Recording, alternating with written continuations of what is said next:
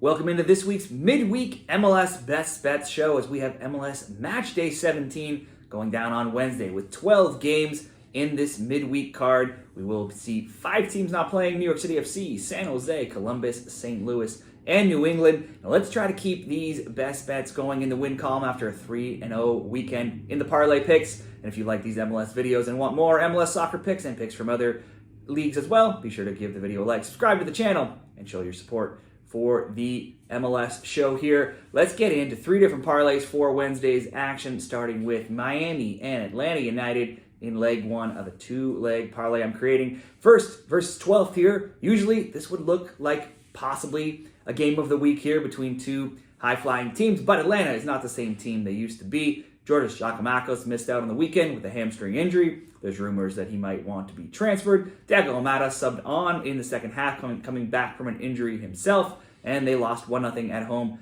to LAFC. It was close though, 0-0 until Brad Guzan took a red card, and LAFC scored on the ensuing free kick. Guzan will obviously miss out here this week after being red carded. Also, defender Stan Gregerson was subbed out late on Saturday as well. So Atlanta could be missing and have a few players all dealing with injuries here. So that will just hamper them even more, already on top of their poor form of late. Atlanta has just 2 wins in 11. Both of those came versus USL sides in the US Open Cup. So they are 0-3-5 in their past 8 now in MLS. Away from home, they're 0-4-5 in their past 9 road MLS games as well. Meanwhile, Miami went all the way across the continent. They were without Messi, Busquets, and Suarez, who were all rested, and they still beat Vancouver 2-1. They're top of the Supporters' Shield race right now. They're 7-1-0 in their past 8 games, and they've outscored their opponents 22-9 in that time. Home teams won all 3 games last season. Miami 2-1, Atlanta 5-2 in MLS, and Miami 4-0 in the League's Cup. The last 6 meetings have all seen 2 or more goals scored. 5 of those 6 games, there were 3 or more goals scored as well. Usually, I might like to see both teams score over 2.5, lots of goals, but Atlanta's in awful form. Miami is at home. They should welcome back a fully rested Messi, Busquets, and Suarez. I think they'll get the win here at home in Miami. Let's go Miami to win for leg 1 and just add one more selection to make this a little bit better price here. Cincinnati and Nashville. Cincinnati just went to Toronto and they hung 4 on TFC. That extends their winning streak to 7 games, leaving them just 1 point back of Miami in the Supporters' Shield race. They did, though, need stoppage time to get the winner, and Toronto certainly had their chances late to win or tie the game themselves. The 7 straight wins Cincinnati has are tied for the second longest winning streak in MLS history, 9. The record being 9 straight wins. Cincinnati has outscored opponents 15-7 in this current winning streak as well. Nashville has just 1 loss in 6 games, but they have only 2 wins in 10, only 3 wins in 15 across all competitions. They're off back-to-back draws of 0-0 last week in Montreal and 1-1 before that in Atlanta.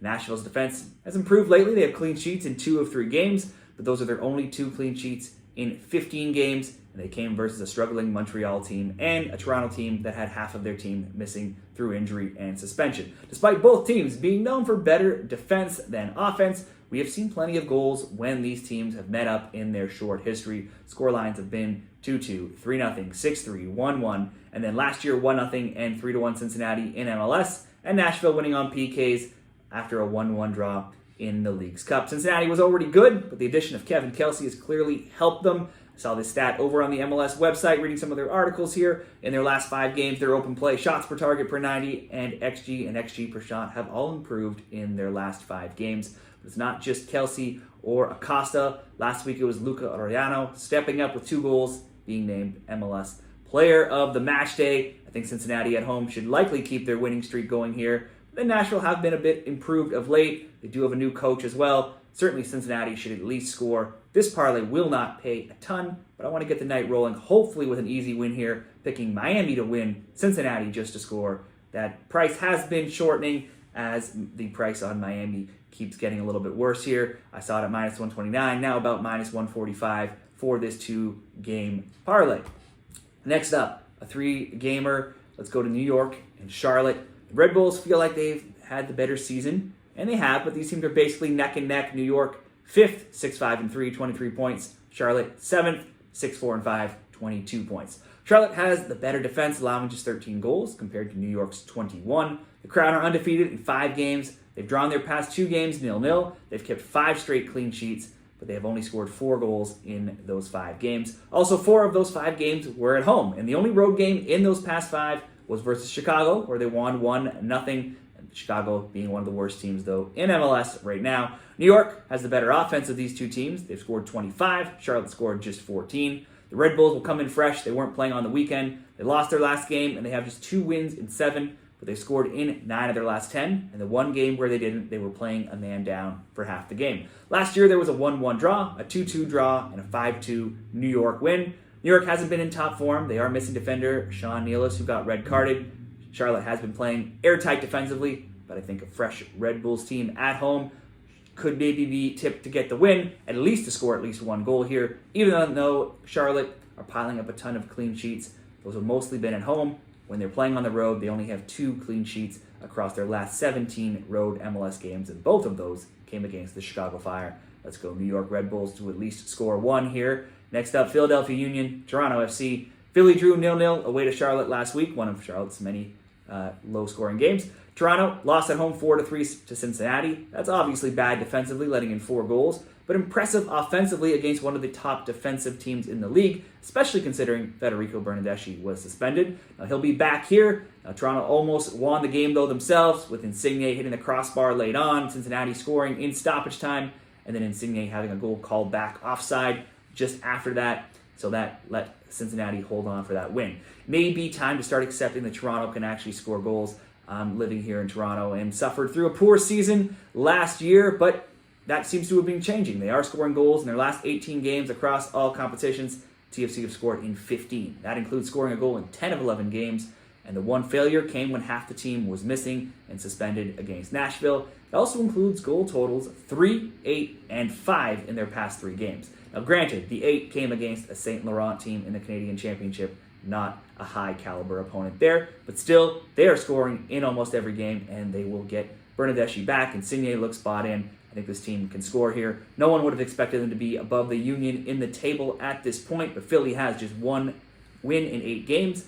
They should still score. They've done so in 15 of 18 games in all competitions, but Philly have conceded a goal in 14 of 18 as well. Last year, both of these teams won at home, Philly 4-2, Toronto 3-1, and there is a history of high-scoring games between these teams. 10 straight meetings have seen 3 or more goals, as well as 14 of 15. Let's go both teams to score. That bet alone, if you don't need a big payout, could be good enough by itself at -150, but I'll be using it as a parlay piece with the Red Bulls to score, and then Austin FC to score against Portland Timbers. Portland won for the second time in 3 games last week against another struggling team, SKC. They have 4 wins on the year, but 3 of those have come at home. They've stopped an ugly streak of allowing 2 or more goals in 10 straight games last week, but they did allow at least 1 goal for the 15th straight time, or a goal in every single game this season they've conceded. Both teams to score and over 2.5 bets have gone 13-2 this season in Timbers games.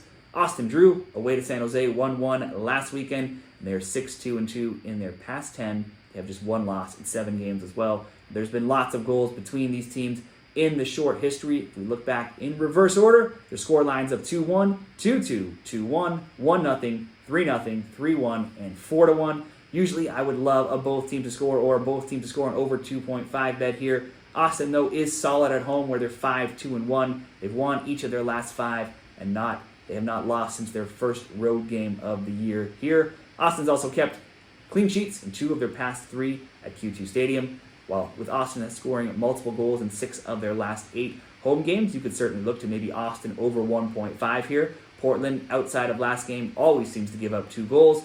I just think there's a small chance that Portland is kept off the score sheet here. Maybe.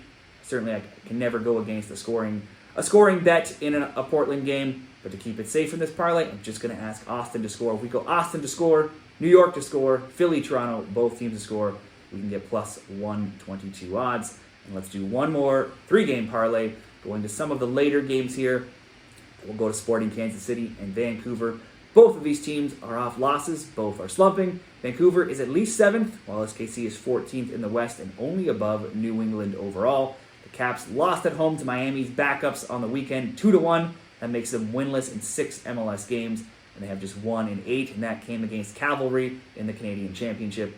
Caps scoring has really dried up of late. They only have 2 goals in their past 5 in all competitions. In both of those games, goals came from PKs, so they have no goals from the run of play in any of their last 5 games. That could improve here against an SKC team who just lost to Portland 2-1 last week. They have 0 wins in their last 8 MLS games themselves, and they have just 2 wins in 10. And both of those came against U.S. Open Cup lower tier side opponents. And MLS SKC has allowed a goal in 13 of 14 games. They've allowed multiple goals in 7 of their past 8. They have at least scored a goal in 12 of 14 this season. Both teams to score bets have gone 12-2. Both teams to score on over 2.5 bets have gone 10-1 in their past 11 games as well. While the Caps are struggling to score goals right now, it has been 11 games since SKC kept a clean sheet. So I'm going to bet that we see at least a goal from both here. Let's go both teams to score, SKC and Vancouver. Next, LAFC, Minnesota United. It's 4th LAFC hosting 2nd Minnesota in the West. Both have 7 wins on the season. LAFC edged past Atlanta on a free kick last week after a Brad Guzan red card, and they beat Atlanta 1-0. There will be no Edward Atuesta, though, this week, who he got a red card himself versus Atlanta last week when their midfield tempo setter Ilya Sanchez missed the game. He could also miss out here. Now it's 5 straight wins for LAFC. Scores of 1-0, 3-0, 2-0, 3-0, and 3-1.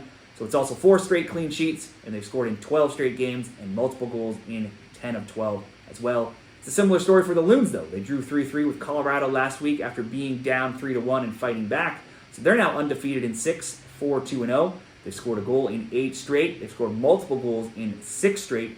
But defensively, they've not been as strong. They've conceded a goal in 5 straight games and also in 8 of 9.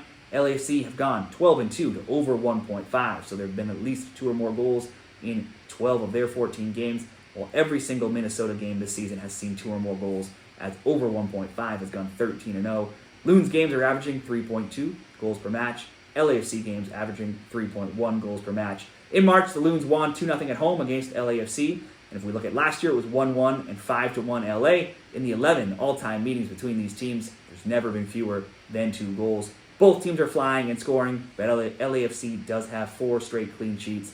So I'm just going to go over 1.5 in this parlay. And finally, the Galaxy, another LA team, against FC Dallas. Despite Dallas's poor season, they're undefeated in 5 games right now. They have just 2 losses in 10, and they've scored a goal in 8 straight games across all competitions. Now, of their 4 wins in that time, 2 did come versus U.S. Open Cup opponents, and then also Houston and Austin. So local rivals. They've only beaten U.S. Open Cup teams and their local rivals. They also coughed up a 3-0 lead last week to draw with RSL 3-3. So they are improving, but they're still a hard team to trust. They have, though, owned the LA Galaxy of late. Last season, they won 4-1 and 3-1, and they are 5-1-0, undefeated in the last 6 meetings with the Galaxy. LA have just 2 losses on the season, but they have just 1 win in 6 games, and that was last week, 2-1 over Houston. They are missing Joseph Paintzel with a hamstring injury, though, here. Still, their 27 goals for are the 3rd most in MLS. They've scored 2, 2, and 4 goals in their last 3 home games. And they've scored multiple goals in 8 of 11 home games going back into last season. Now, only once in those 11 home games for the Galaxy have there not been at least 2 or more goals. And if we look at those 11 home games, the average goals in those matches have been 4.45. There has just been a boatload of goals in Galaxy games. Certainly, this could be a both team to score. It could be a both team to score on over 2.5. That's probably going to get you a lot more value, but I can bring this parlay to even money by just going LA Dallas over 1.5, LAFC Minnesota over 1.5, SKC Vancouver, both teams to score right on even money at plus 100. That will wrap up my 3 best parlays for MLS Matchday 17 predictions on Wednesday. What do you like? Share all your best bets down there in the comments, and best of luck this week.